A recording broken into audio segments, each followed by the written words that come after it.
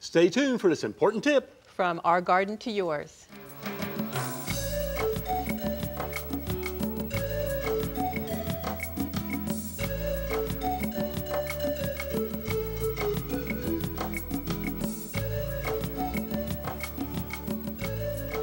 Everyone should have a garden. You know, hardly a meal goes by that we don't eat something that's been harvested from the garden.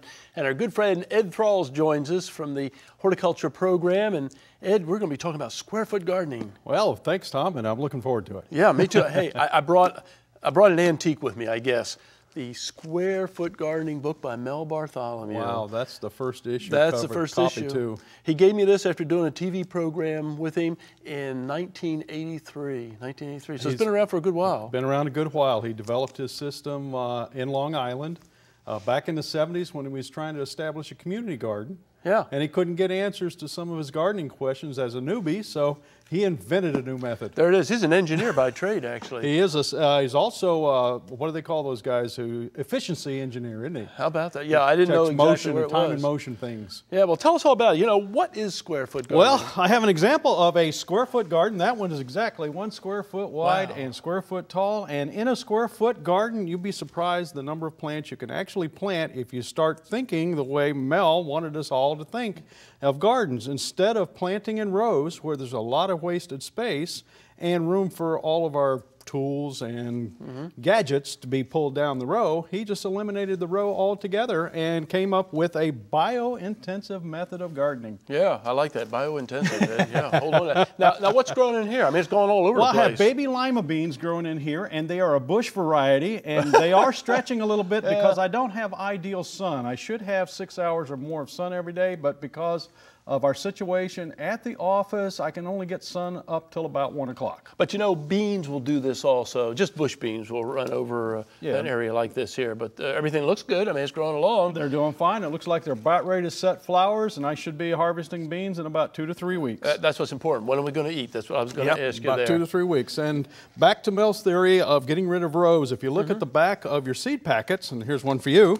Okay. We'll look at the back of the seed packets, and it tells us how far apart the plants need to be planted in the row and how far the rows need to be planted apart. Old technique. Yeah, so how do we modify this to make it work here? Well, to work here, we look and see how far apart are the plants supposed to be planted in the row. Okay. And in this case, it says 12 inches apart. So I'm going to plant one of these peppers in a square foot. And these are 6 inches here. Those are 6 inches apart, and you'll plant 4 Swiss chard in 1 square foot. And that'll put them all 6 inches apart. Wow. I guess there's tables out to help you people if they're There are still tables confused. to help a lot of people, and the book is available at almost every library, as well as bookstore. And he has a new all square foot gardening. The improvement is he doesn't dig into the ground anymore. Oh, really? The box lays right on top of the ground, and you fill it with organic matter, compost, and plant your plants. Yeah, right back of me here, you have kind of a setup. This is a square foot, each one of them, right? Each one's a square foot. Yeah. And that represents a garden that is 4 feet wide and 4 feet long, or 16 squares to plant them out. And if you use the spacing on the back of the seed packet, you can see I could plant 4 lettuces or 4 marigolds. We don't want to forget our flowers because they'll attract a lot of our beneficial insects. 16 carrots, 9 beans, just like I have here. Wow. 9 beets. He says you could plant 1 tomato in a square foot. What do you think? Forget it. You know, that's one thing that Mel learned here, because a good friend of mine, Wayne, did some of the research with Mel. And what they found is that in Florida, things are a little different. Our plants grow much more freely.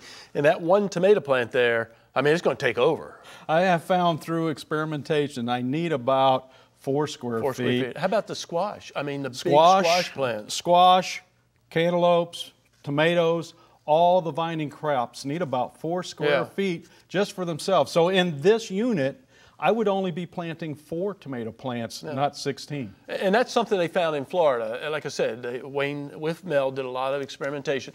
They just found that our plants get bigger, take a lot of room. And the other thing, and I add to this, trellis things up. Trellis things up. If you can get them up off the ground, even watermelons can be trellised. All you need to do is tie them up with some old pantyhose, and they'll grow right up. Some kind of vertical support keeps them off the ground, keeps diseases off of them.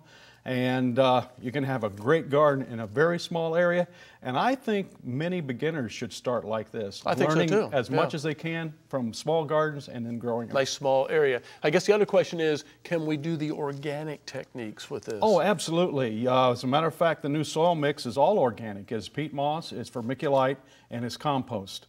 And from that point on, every time you harvest, you replenish the compost, you never replenish the other components, and you can garden with organic fertilizers if you wish. You can use all of the organic pesticides, and most importantly, because it's so small and compact, just about all of your pest problems are handled with your fingers. Good. Ed, thank you very much. Hey, if you have a question about gardening, call Ed at the Orange County Extension Office, whether it's square foot gardening or even the conventional technique. I use a lot of conventional techniques too.